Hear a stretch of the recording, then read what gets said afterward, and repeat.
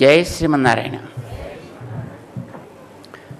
ప్రియ భగవద్బంధువులారా, పాదం సహజంగానే అందంగా ఎర్రగా ఉంటుందేమో, అది చూసి మన ఆండాళ్, అమ్మో మేము రమ్మంటే నువ్వు నడిచొచ్చి ఆసనంలో కూర్చున్నావే, ఆ కూర్చోవడం వల్ల నీ పాదము కందిందే స్వామి, ఆ కందిన నీ పాదపు శ్రమ తీరటం కోసమని మేము నీకు మంగళం పాడుతున్నావా అని ఈవేళ స్వామికి మంగళం పాడుతోంది.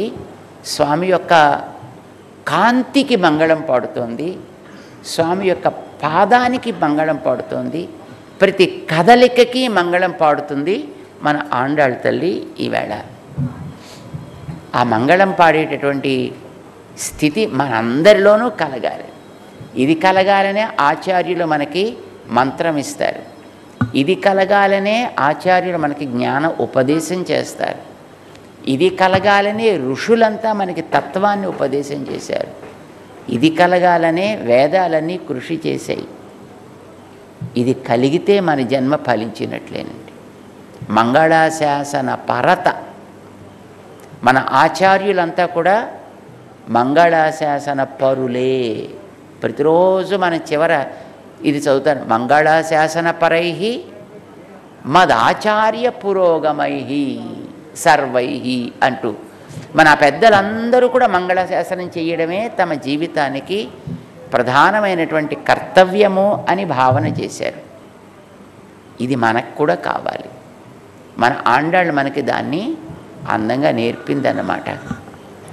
సరే, ఇది ఈవేళ స్వామికి పాదాలు అందంగా ఎర్రగా కనిపించాయి, కందిపోయాయి, తమ వల్ల కందిపోయాయి, తాము నడిపించడం వల్ల కందిపోయాయి అని అనుకుంది ఆండాళ్. అనగానే ఇదివరకు నీ మీద ప్రేమ లేకుండా స్వార్థం కలిగి తమ లాభం కోసం నిన్ను శ్రమ పెట్టిన వాళ్ళు కొందరున్నారయ్యా. వాళ్ళ వల్ల నీకు ఆ వేళ శ్రమే కలిగింది. కానీ ఆ కలిగిన శ్రమకి వాళ్ళెవరూ కూడా ఏ ఉపచారాలు నీకు చేయలా. మాకు నీ మీద ప్రేమ ఉంది అని అనుకుంటూ మేము కూడా వాళ్ళలాగే నిన్ను శ్రమ పెట్టాం. ఈవేళ ఆ శ్రమ కూడా నీకు తీరేటట్లుగా మేము మంగళం పాడుతున్నామయ్యా, నీకు మంగళాశాసనం చేస్తున్నాం. అప్పుడెప్పుడో దేవతలు నీకు కలిగించిన శ్రమ కూడా తీరటానికి ఈవేళ మేము నీకు మంగళం చేస్తున్నాం. అన్రు వాళ్ళు నిన్ను శ్రమ పెట్టారు, నీకు ఇబ్బంది కలిగింది. ఇన్రు యాం వందో మేము వచ్చాము నీకు మంగళం పాడటానికి అంటూ ఎప్పుడెప్పుడో జరిగిన సన్నివేశాలని జ్ఞాపకం చేసుకుంటూ ఆనాడు కలిగినటువంటి ఆనాటి అలుపు తీర ఈనాడు నీకు మేం మంగళం పాడుతున్నాము అంటూ గోదాదేవి మంగళం పాడుతుంది. అయితే అప్పుడెప్పుడో జరిగిన దానికి ఇప్పుడు ఎందుకంటే మంగళం పాడడం అంటే, ఈ ప్రేమ కలిగిన ఇందాక చెప్పాం కదా, చిన్నప్పుడు జరిగిన ఇన్సిడెంట్కి తలుచుకుంటూ అమ్మ ఇప్పుడు కూడా బాధపడుతుందండి. అయ్యో నీకు అప్పుడు నేను జాగ్రత్తగా చూడలేదే, ఎంత కష్టం కలిగిందో నా తండ్రి, ఎంత ఇబ్బంది పడ్డావయా, నిజంగా నేనే కనుక అలర్ట్గా ఉంటే నీకు అసలు ఆ శ్రమ కలిగి ఉండేది కాదు కదా అని ఇప్పుడు అనుకుంటుందండి. ఎప్పుడో తాను పెద్దదైపోయిన తర్వాత. ప్రేమ కలిగిన వాళ్ళకి కాలం అనేటటువంటిది అడ్డు ఉండదండి. వాళ్ళకి ఆ కాలం అనేది వాళ్ళ విషయంలో పనిచేయదన్నమాట అండి.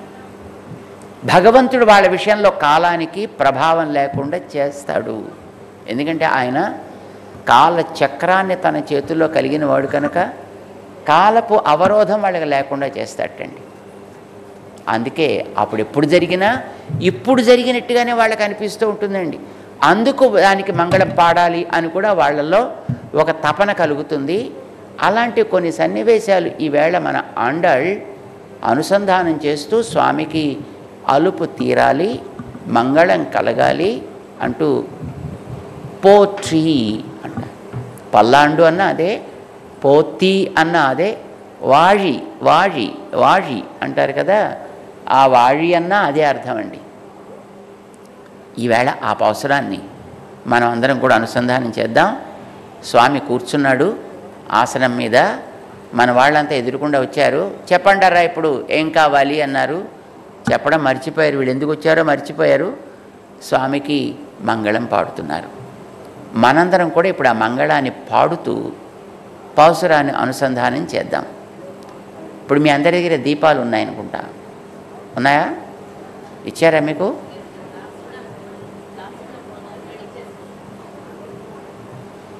అంటే లాస్ట్కి ఇస్తారా? ఇంకా ఇవ్వలేదా అక్క? ఇచ్చారు, అందరికి ఇచ్చారు. అగిపెట్లు కూడా ఉన్నాయా? మరి చక్కగా వెలిగించండి అయితే.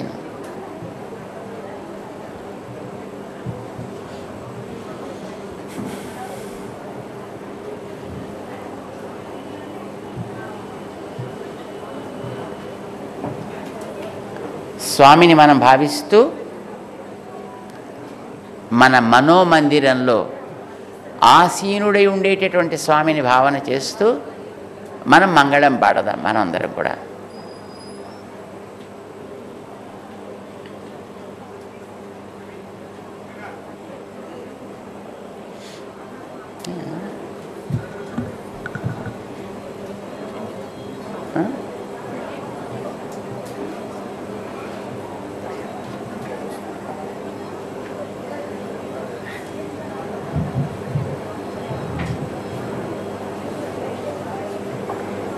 రెడీయా? ఆండాళ్ల పని ముందు పెట్టుకుని మన మనస్సులో స్వామిని ఎక్కడ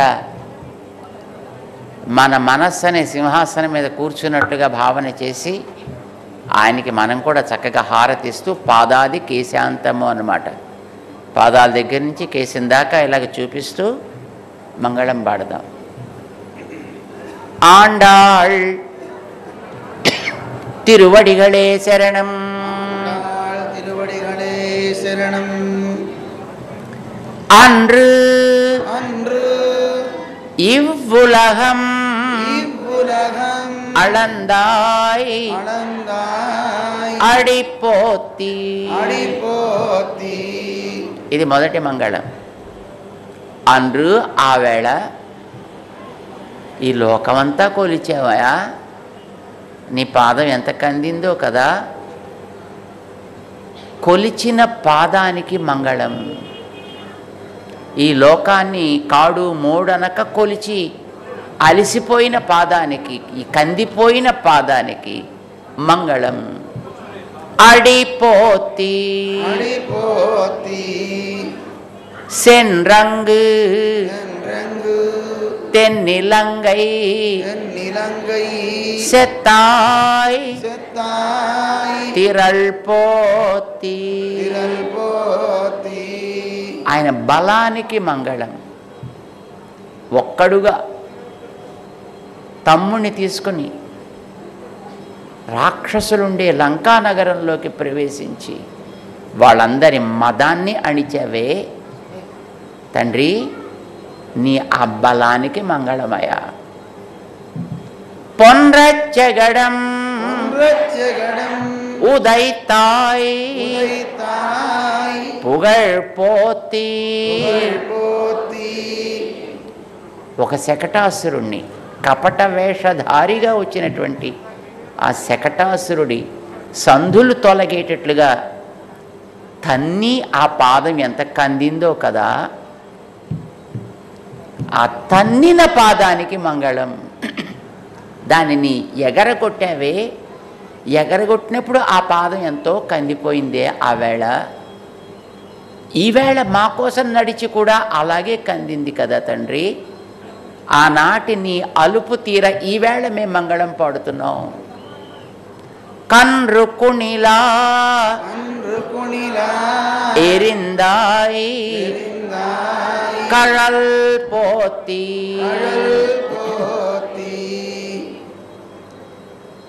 ఒకడు దూడ వేషం వేసుకొస్తే, ఒకడు వెలగ చెట్టు వేషం వేసుకొచ్చి ఇద్దరూ కలిసి నీకేదో ఆపద కలిగించాలి అని అనుకుంటే ఆ దూడగా వచ్చిన వాడిని 4 కాళ్ళు నీ చేతులతో పట్టుకుని ఒక కాలు ముందుకి వచ్చి రెండవ కాలు వెనక్కి చాపి దాన్ని ఎగరగొట్టి ఆ చెట్టుకు వేసి వాడిని కొట్టి వీడు వాడు ఇరువురు కలిసి ఒకేసారి నశించేటట్లుగా నువ్వు వంచినటువంటి ఆ పాదం ఉందే, ఆ వంచిన పాదానికి, కుంచిత పాదానికి మంగళమయ.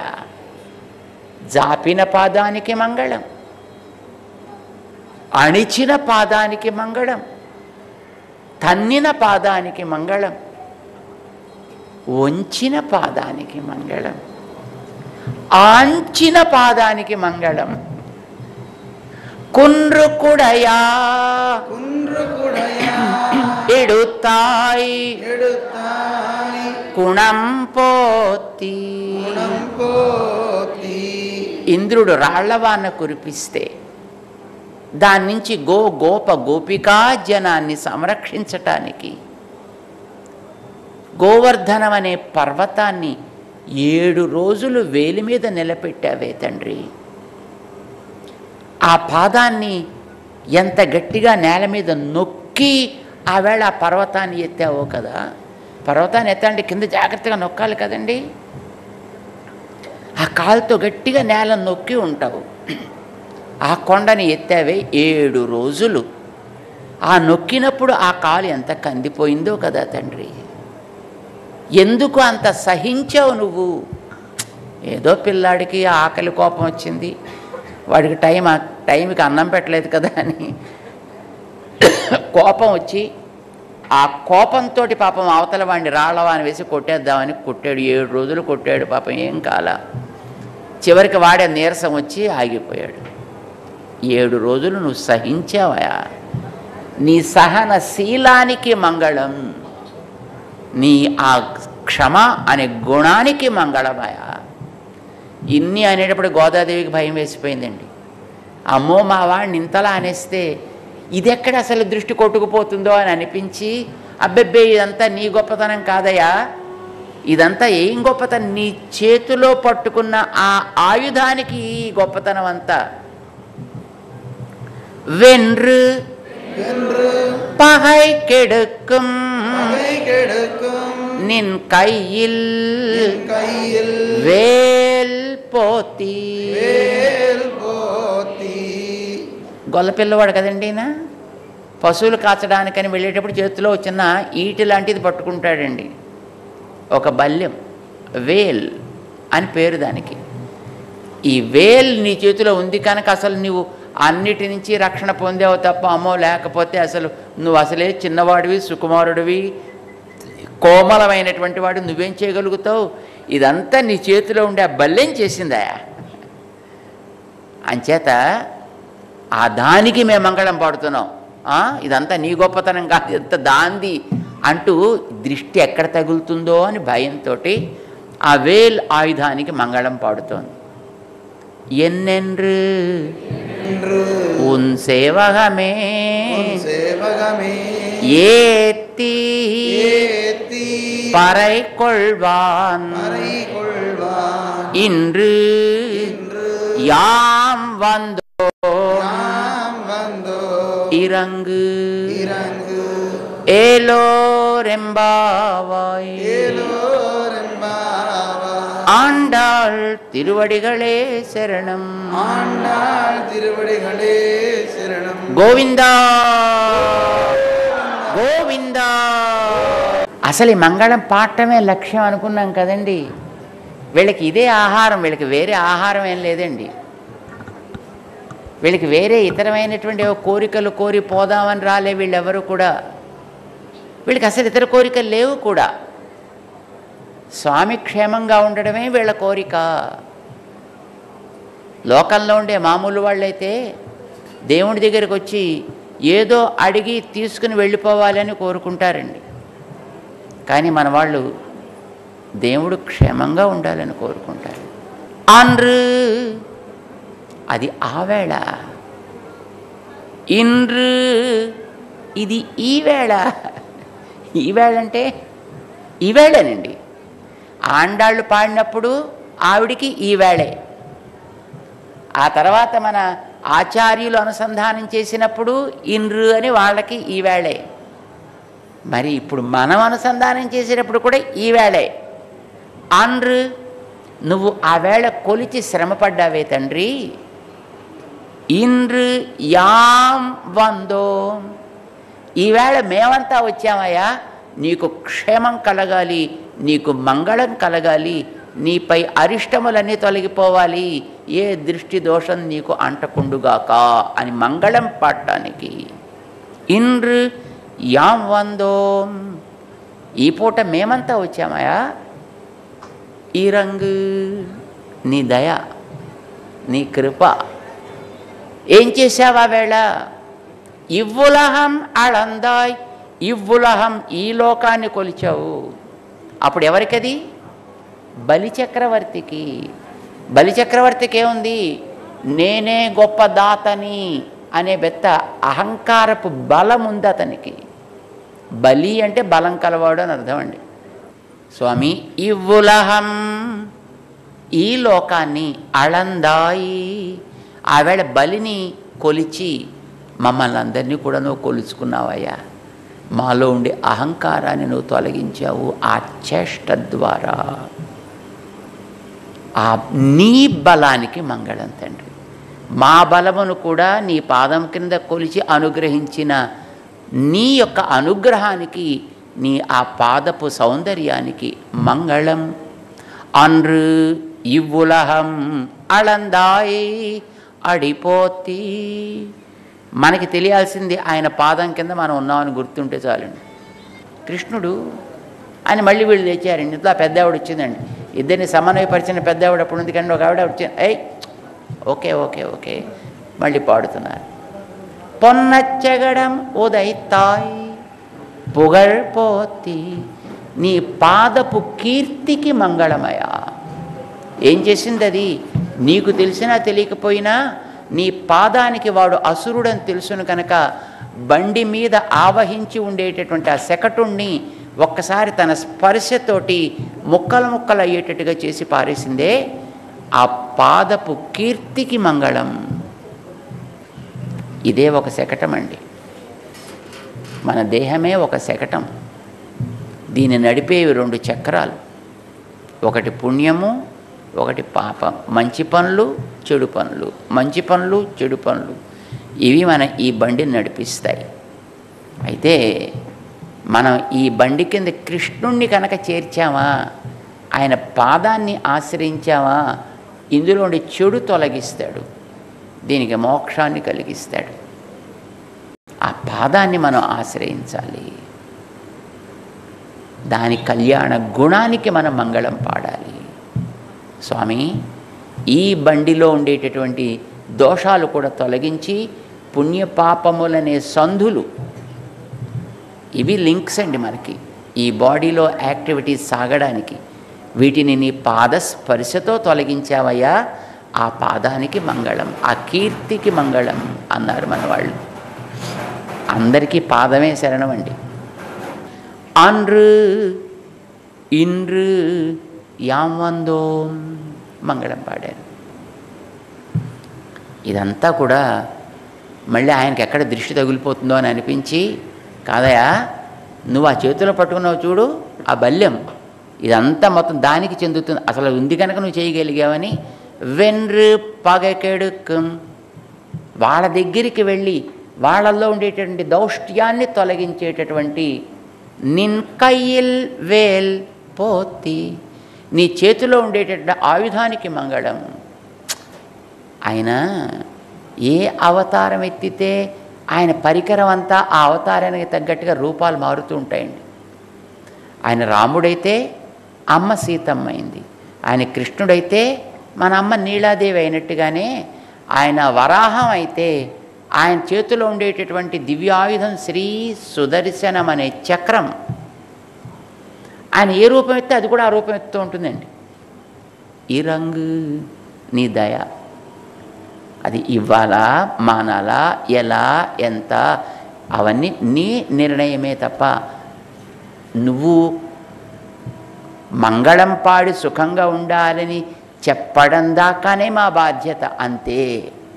మిగతాదంతా నువ్వు ఏది ఎలా చేయాలనుకుంటావో అది నీ నిర్ణయమే తప్ప మాదంటూ ఏం లేదయా అని ఆండాళ్ ఎంత అందంగా అడుగుతుందండి. అడగడంలో కూడా చాలా గొప్పతనం అండి. మనలో ఉండేటటువంటి అహంకారం కానీ, మనలో ఉండేటువంటి కర్తృత్వం కానీ అదంతా మన వల్లే. ఇప్పుడు ఏదో నేను అడిగాను ఇచ్చాడు అనుకోండి, వెంటనే ఏమనిపిస్తుంది, చూసారా నేనే చెప్పడం వల్లే జరిగిందండి ఇదంతా,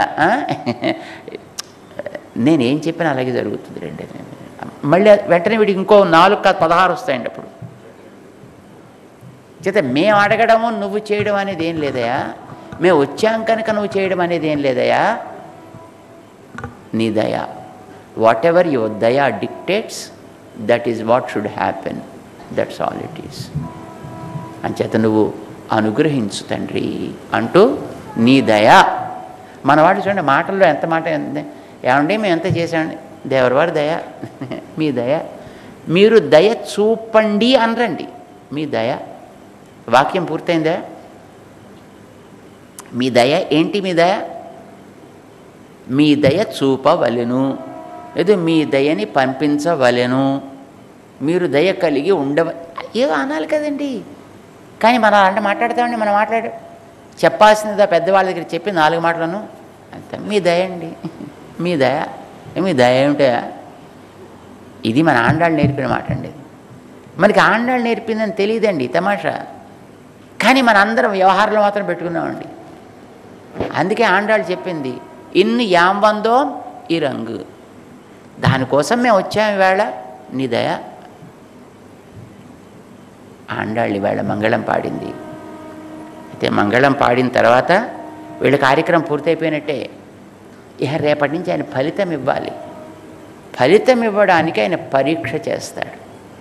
ఇది అందిస్తే వాళ్ళు స్వీకరించగలిగే స్థితిలో ఉన్నారా లేదా, మానసికమైనటువంటి ఆ పక్వత ఉన్నదా లేదా అని ఇంకా రేపటి నుంచి పరీక్ష ప్రారంభిస్తాడు. ఎట్లా చేస్తాడో మనం రేపు తెలుసుకుందాం. అవసరాన్ని చెప్పి ఈవేళ ముగించుకుందాం.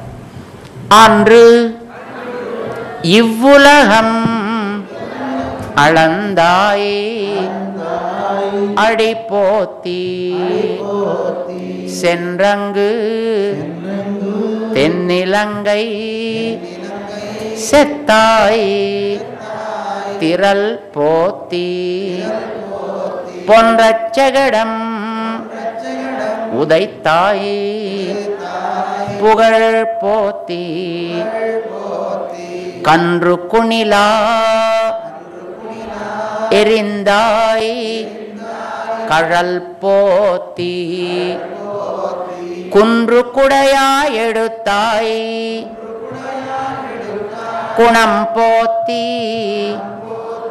வென்று பகை கெடுக்கும் நின் கையில் வேல் போத்தி என்னென்று உன் சேவகமே ஏத்தி பறை கொள்வான் இன்று யாம் வந்தோம் இறங்கு ஏலோரெம்பாவாய்.